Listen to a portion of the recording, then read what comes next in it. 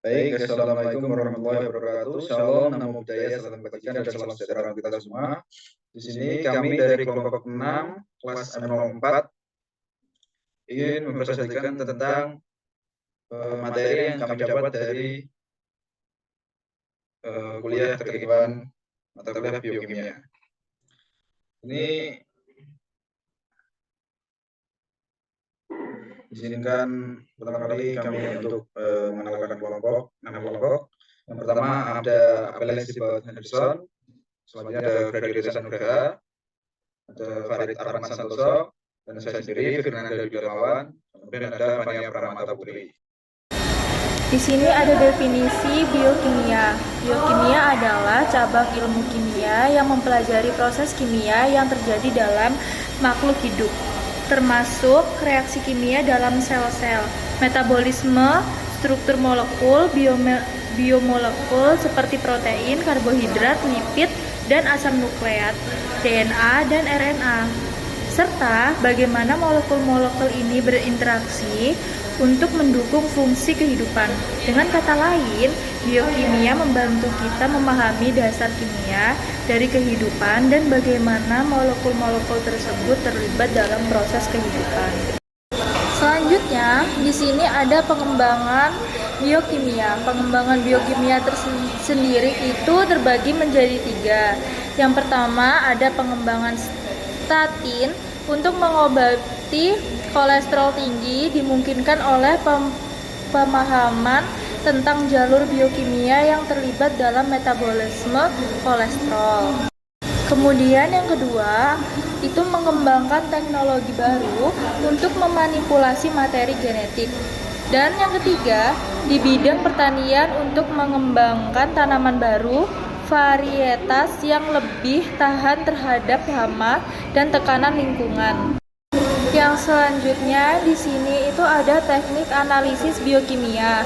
Yang pertama ada ikhtisar, teknik analisis biokimia. Yang kedua ada enzima, linked immunosorbent assay atau ELISA. Lalu yang ketiga ada polymerase chain reaction atau PCR. Yang keempat ada fluorescensi in situ hybridization atau FIS. Nah, teknik yang pertama ini yaitu ikhtisar teknik analisis biokimia, yaitu teknik biokimia adalah bagian penting dari ilmu pengetahuan modern yang memungkinkan kita mempelajari proses kompleks yang terjadi dalam organisme hidup, dari pemurnian protein hingga teknologi DNA rekombinan.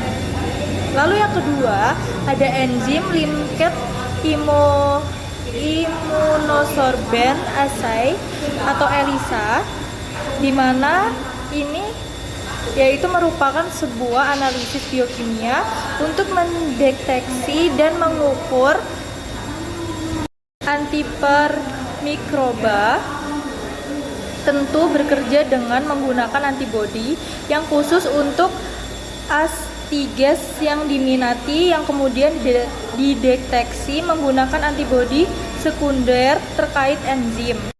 Lalu yang ketiga ada polymerase chain reaction, yaitu PCR. Polymerase chain reaction adalah teknik ampuh yang digunakan dalam mikrobiologi perairan untuk mendeteksi dan mengukur DNA mikroba. Lalu yang keempat itu ada FIS, yaitu teknik canggih yang digunakan dalam mikrobiologi perairan untuk memvisualisasikan sel mikroba tertentu. Selanjutnya ada beberapa teknik dalam menganalisis mikroba, yaitu mikroskop. Mikroskop adalah salah satu teknik tertua dan paling umum digunakan untuk menganalisis populasi mikroba di lingkungan perairan. Mikroskop memberikan informasi tentang ukuran, bentuk, dan struktur sel mikroba sehingga penelitian dapat mengidentifikasi spesies tertentu dan menilai kelimpahannya dalam suatu sampel. Namun, mikroskop memiliki keterbatasan karena hanya dapat mendeteksi organisme yang terlihat di bawah mikroskop saja. Lalu yang kedua ada flow cytometry, adalah teknik yang lebih maju yang menggunakan laser dan fluoresensi untuk menganalisis populasi mikroba di lingkungan perairan, dan flow cytometry memberikan analisis populasi mikroba yang cepat dan akurat, memungkinkan peneliti menghitung jumlah sel dan menilai kelangsungan hidup mereka.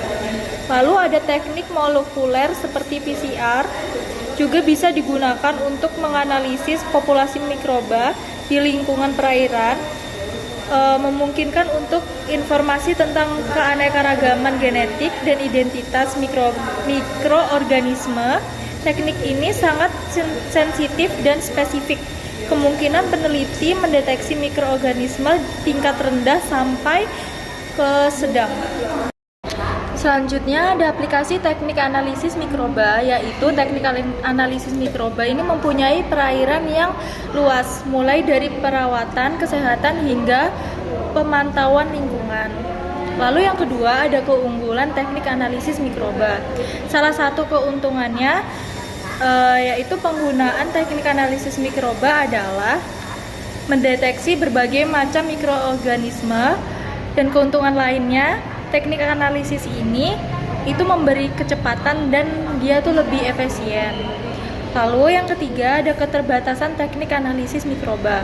Salah satu keterbatasannya yaitu ketidakmampuannya mendeteksi jenis mikroba tertentu. Lalu yang keempat ada teknik sampling. Teknik pengambilan sampel yang tepat sangat penting untuk analisis mikroba yang akurat di lingkungan perairan.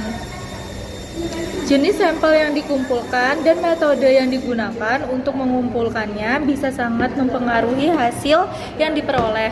Ada beberapa metode yang digunakan untuk mengumpulkan sampel untuk analisis mikroba, termasuk pengambilan sampel inti, dan filtrasi. Berikutnya yaitu analisis data. Salah satu metode umum yang digunakan dalam analisis data adalah perhitungan indeks keanekaragaman hayati yang memberikan informasi mengenai keanekaragaman dan kekayaan komunitas mikroba di lingkungan yang berbeda. Untuk selanjutnya yaitu unsur, komponen biokimia, dan xenobiotik. Unsur, komponen biokimia, dan xenobiotik. Xenobiotik, istilah xenobiotik berasal dari kata Yunani yang berarti asing, dan bio atau bios yang berarti kehidupan.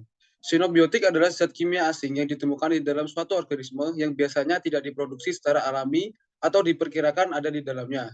Secara khusus, obat-obatan seperti antibiotik adalah xenobiotik yang tidak diproduksi sendiri oleh tubuh manusia, juga bukan merupakan bagian dari makanan normal. Mereka tidak terdapat di alam sehingga asing bagi biotransformasi.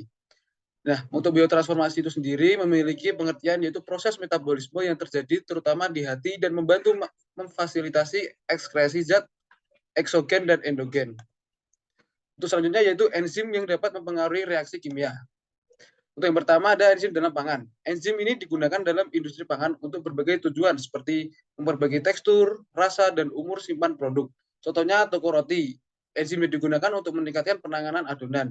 Yang kedua ada produk susu. Enzim digunakan untuk mengantarkan susu dan menghasilkan keju. Yang kedua yaitu enzim dalam kedokteran.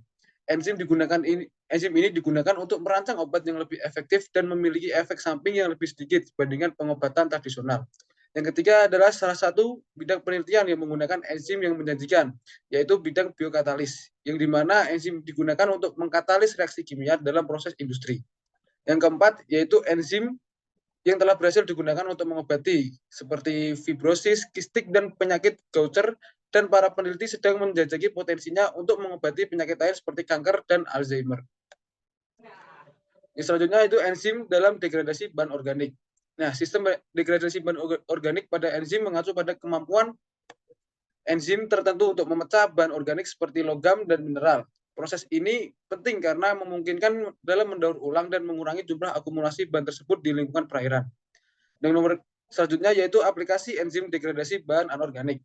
Enzim ini dapat digunakan untuk memecah polutan dan racun di lingkungan. Contoh enzim pengurai bahan anorganik adalah penggunaannya dalam biomediasi tumpahan minyak dengan memecah hidrokarbon dalam minyak mentah. Selanjutnya yaitu jenis enzim pengurai bahan anorganik. Oksidoreduktase mengkatalis transfer elektron dari satu molekul ke molekul lainnya. Hidrolase memecah molekul dengan menambahkan air kepada mereka. Liase mengkatalis pemutusan ikatan kimia tanpa menambah atau menghilangkan air. Untuk bab selanjutnya yaitu sistem degradasi bahan biokimia pada organisme hidup. Yang pertama, sistem degradasi bahan kimia adalah komponen penting organisme hidup yang bertanggung jawab untuk memecah berbagai molekul dan bahan di dalam sel dan jaringan. Sistem ini memainkan peran penting dalam menjaga homeostasis seluler, mendaur ulang nutrisi, dan menghilangkan produk limbah. Proses degradasi yang rumit melibatkan interaksi kompleks antara enzim, jalur, dan regulasi mekanisme. Semuanya bekerja sama untuk memastikan penguraian biomolekul secara efisien. Salah satu sistem degradasi yang paling terkenal adalah jalur ubiquitin proteasome atau pembuangan sampah, yang bertanggung jawab untuk secara selektif memecah protein yang rusak saat salah lipatan atau tidak diperlukan lagi. Selanjutnya yaitu ada jalur degradasi intraseluler. Jalur degradasi intraseluler adalah mekanisme mendasar dalam organisme hidup yang memungkinkan pemecahan dan daur ulang biomolekul secara efisien untuk mempertahankan homeostasis seluler dan mempertahankan kesehatan organisme secara keseluruhan. Jalur ini mencakup beragam proses yang menargetkan berbagai biomolekul seperti protein, lipid, karbohidrat, dan asam nukleat.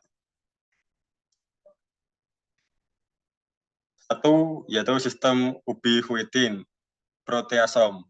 Jalur ubiquitin proteasome adalah sistem degradasi protein selektif yang bertanggung jawab atas pemecahan protein yang rusak atau tidak dibutuhkan.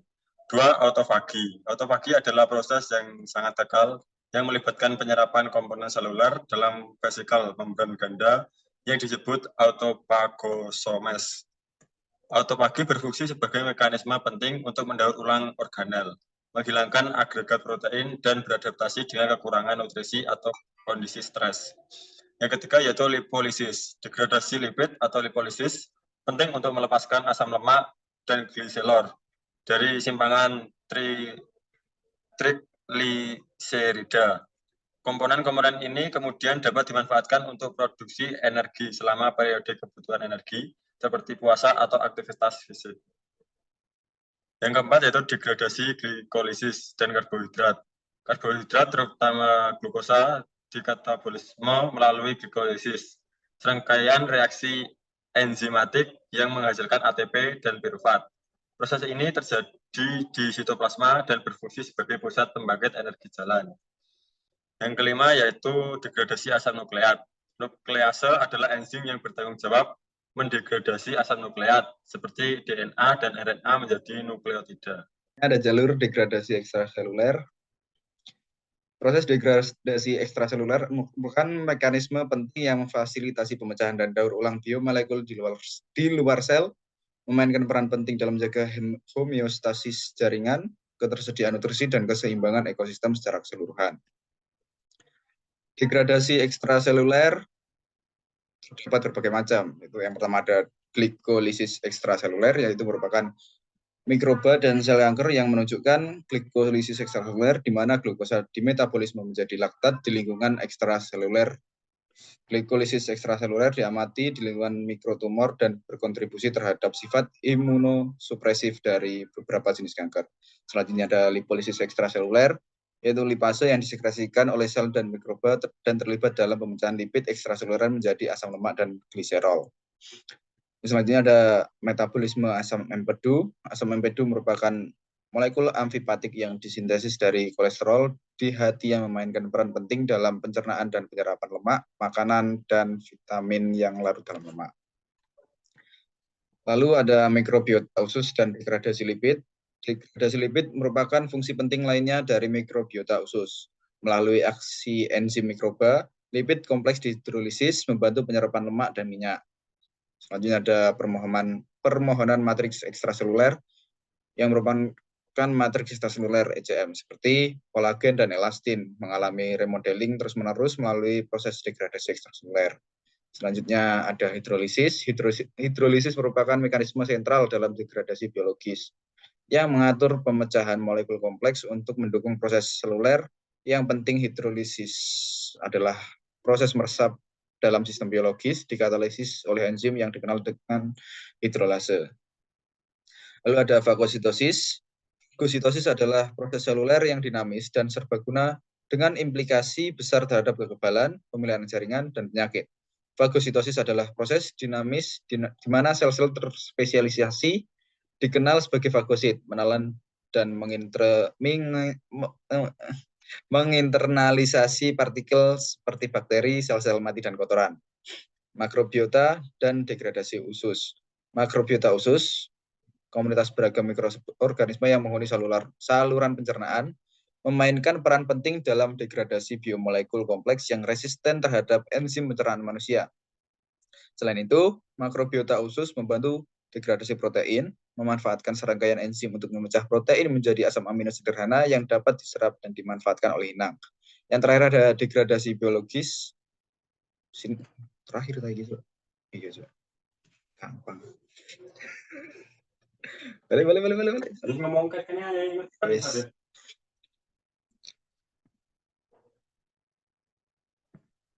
Lalu ada fagositosis.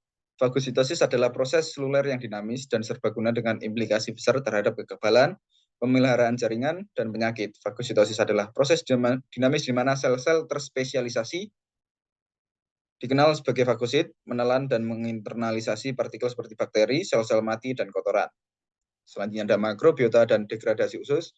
Makrobiota usus merupakan komunitas beragam mikroorganisme yang menghuni saluran pencernaan, memainkan peran penting dalam degradasi biomolekul kompleks yang resisten terhadap enzim pencernaan manusia. Selain itu, makrobiota usus membantu degradasi protein, memanfaatkan serangkaian enzim untuk memecah protein menjadi asam amino sederhana yang dapat diserap dan dimanfaatkan oleh inang. Yang terakhir ada degradasi biologis, sinergis jalan. Dalam hal ini terbagi beberapa cabang. Yang pertama ada retak yang disebabkan oleh ketegangan, yang kedua kepembengkakan, tiga pelepasan produk sampingan secara autokatalitik yang mengubah pH dan menstimulasi degradasi, yang keempat ada hidrolisis, yang kelima ada oksidasi, yang keenam ada fagositosis. Pelepasan produk sampingan secara autokatalitik yang mengubah pH dan menstimulasi degradasi atau autokatalisis merupakan suatu proses kimia yang berkembang biak sendiri, melibatkan percepatan katalik suatu reaksi dengan salah satu produknya sendiri. Oke, selanjutnya ada pentingnya sistem degradasi secara ekologis secara lebih luas. Yang pertama di perputaran nutrisi, sistem degradasi memfasilitasi penguraian molekul organik kompleks menjadi bentuk yang lebih sederhana, melepaskan nutrisi penting kembali ke lingkungan. Dan selanjutnya ada aliran energi, penguraian bahan organik oleh sistem degradasi menyediakan sumber energi penting bagi detritivor dan pengurai. Selanjutnya ada penyerapan karbon, yaitu di mana proses dekomposisi menentukan laju pelepasan karbon organik sebagai karbon dioksida atau disimpan sebagai bahan organik stabil di dalam tanah, sehingga mempengaruhi siklus karbon global dan regulasi iklim. Dan selanjutnya ada kesuburan dan kesehatan tanah. Sistem degradasi berkontribusi terhadap kesuburan tanah dengan mengurangi bahan organik dan melepaskan unsur hara yang mendukung pertumbuhan tanaman. Selanjutnya ada sistem degradasi dalam penelitian. Sistem degradasi dalam penelitian, yakni mekanisme degradasi enzimatik. Para peneliti menyelidiki jalur enzimatik rumit yang memfasilitasi degradasi berbagai biomaterial, seperti protein, asam nukleat, lipid, dan karbohidrat. Autofagi dan homeostasis seluler sedang berlangsung. Penelitian berupaya menguraikan mekanisme molekuler yang mendasari autofagi dan perannya dalam menjaga homeostasis seluler, pencegahan penyakit, dan penuaan. Fagositosis dan respon kekebalan tubuh. Penelitian yang sedang berlangsung adalah mengeksplorasi bagaimana sel fagositik mengenali dan menghilangkan beragam target, termasuk bakteri, sisa-sisa sel, dan partikel asing, polimer, dan bahan yang dapat terbiodegradasi. Penelitian terhadap bahan yang dapat terbiodegradasi berfokus pada pengembangan polimer yang dapat dipecah secara enzimatis dalam organisme hidup dengan memahami kinetika degradasi. biologi sintesis dan rekayasa metabolik sedang direkayasa sistem mikroba untuk meningkatkan kemampuan degradasi. Selanjutnya, pengiriman obat dan pelepasan terkendali. Sedang diteliti bagaimana sistem degradasi dapat dimanfaatkan untuk merancang sistem pengiriman obat itu, melepaskan agen terapeutik pada tingkat yang terkendali dan dengan memahami tingkat degradasi dan jalurnya. Degradasi yang dimediasi mikrobiota. Penelitian yang sedang berlangsung mengeksplorasi interaksi antara mikrobiota dan sistem degradasi inang yang berdampak pada ketersediaan bahan, metabolisme, dan keseluruhan. Bioremediasi dan pembersihan lingkungan biokimia. Proses degradasi telah diselidiki potensinya dalam bioremediasi, di mana mikroorganisme digunakan untuk memecah polutan lingkungan. Jalur kanker dan degradasi sedang berlangsung penelitian berupaya memahami bagaimana proses degradasi diubah sel kanker dan bagaimana penargetan jalur ini dapat menawarkan terapi peluang. Selanjutnya ada bidang penelitian terbaru, gangguan penyimpanan lismal atau LSDs. Penelitian berkelanjutan untuk memahami mekanisme yang mendasari LSDs yang merupakan kelompok kelainan mutabolik bawaan yang disebabkan oleh akumulasi bahan terdegradasi dalam list. Penyakit terkait degradatin. Penelitian tentang bagaimana proses degradasi berkontribusi terhadap berbagai penyakit kanker, dissimilar, neurodegeneratif, dan sindrom metatabel. Biodegradasi konvensional. Penelitian yang sedang mencari cara untuk mengoptimalkan sistem mikroba untuk degradasi polutan dan kontaminan di tanah dan air. Terus ada penemuan dan rekayasa enzim. Enzim dengan kemampuan degradasi yang rendah memiliki potensi yang besar dalam berbagai industri, mulai dari tekstil hingga bioplastik. Degradasi dalam penuaan dan umur panjang. Penelitian sedang dilakukan untuk meningkatkan degradasi lahan parkir guna mendorong penuaan yang sehat dan umur panjang. Selanjutnya, jalur katabolik dan rekayasa metabolik. Penelitian sedang dilakukan untuk mengetahui jalur katabolik yang bertanggung jawab terhadap degradasi sel-sel tertentu. Sekian yang dapat kami sampaikan. Apabila kurang, kami mohon maaf. Wassalamualaikum warahmatullahi wabarakatuh.